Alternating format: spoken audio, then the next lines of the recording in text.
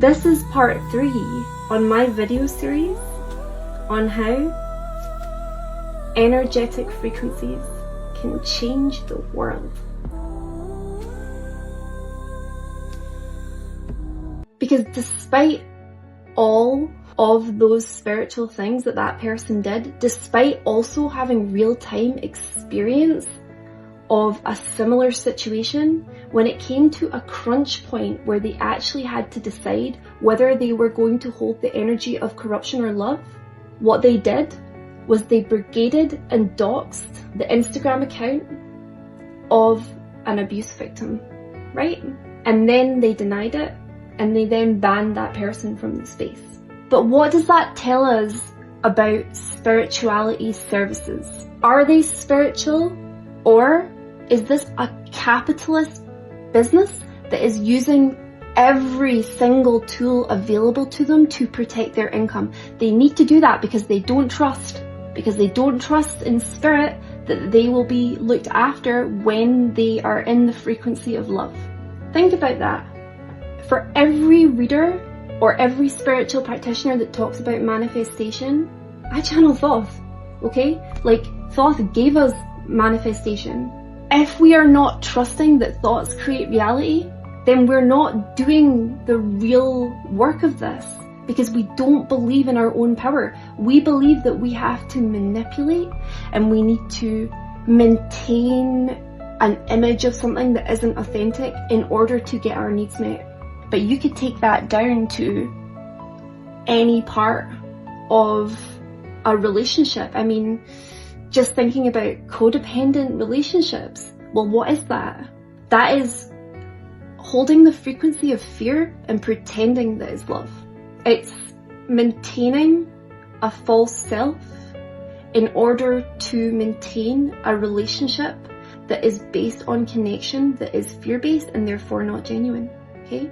And this is why I say love, yes, light, yes, but first letting go. And this is what I'm channeling from Thoth. Because you can't hold the frequency of love and also hold the frequency of fear, no matter what form that fear is in. And there's a lot of people in the spiritual world that talk about love, but the way that they talk about it is if you could just flick a switch. Oh, that's my love turned on, great. If you're turned off, no. My soul group are starseeds who are ancient and have high potential souls. This is my niche, so I'll talk about them. I don't think there's a hierarchy. I'm here to channel on behalf of my soul group. That's my soul group, okay? This is what I know. I know that a marker of soul age, soul potential is trauma. This is because we choose the experiences that we're having in this incarnation in order to be able to realize our soul potential. I don't make the rules, right? It's just a fact. I know that this is kind of hard to take on board when you have trauma, and I have been there myself, and now I've came here. But the reason why I talk about this is because when you understand that, you are able to talk about your traumatic experiences from a place of power. You no longer hold the frequency of victimhood because you understand the meaning and purpose of everything. Realizing soul potential will mean difficult but worthwhile work. And that's why this mission is so important to me, because I want to make it possible for everyone to access the resources within themselves that I have found within myself, because that wasn't cheap. And there was a lot of experiences along the way that were difficult, because spiritual services aren't all trauma informed. There's no regulator. Know that as we receive ascension energies, you will be going through spiritual purification. This is a mass awakening event. This is messy. You will be sitting with all of your shadows, all of your inner children that need love, okay? This is normal, this is natural, and it's worthwhile. You will also be dealing with energies of people around you who are going through a similar process that don't understand what is going on with them, you are also going to be dealing with karma releasing because of this. Look at the astrology that's happening now. These are all karmic portals.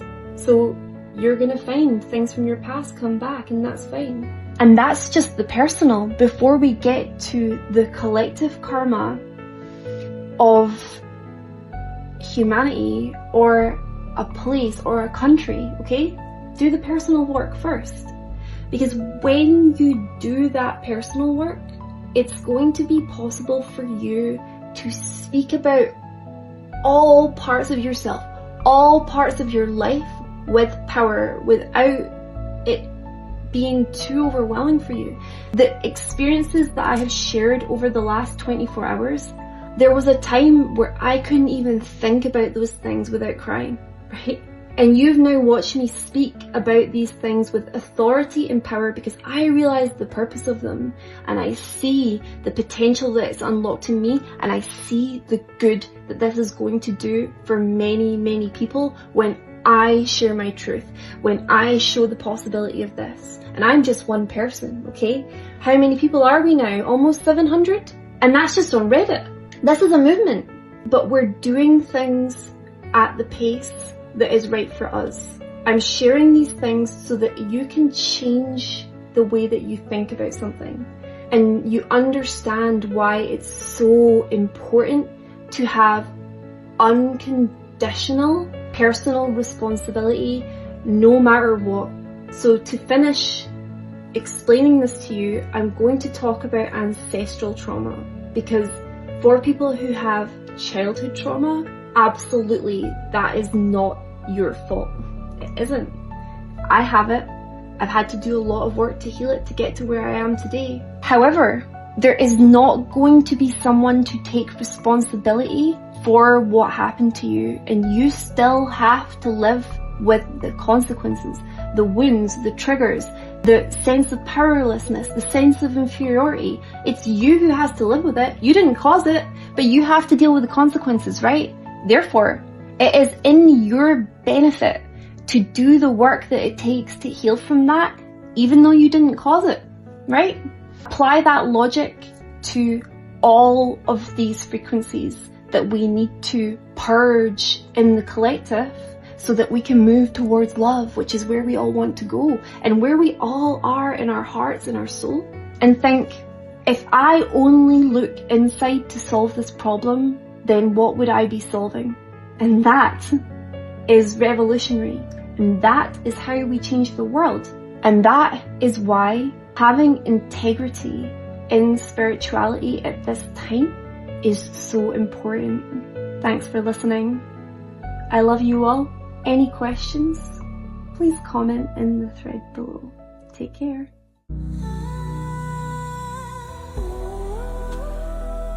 Come and join us on Reddit r/revolution is spiritual.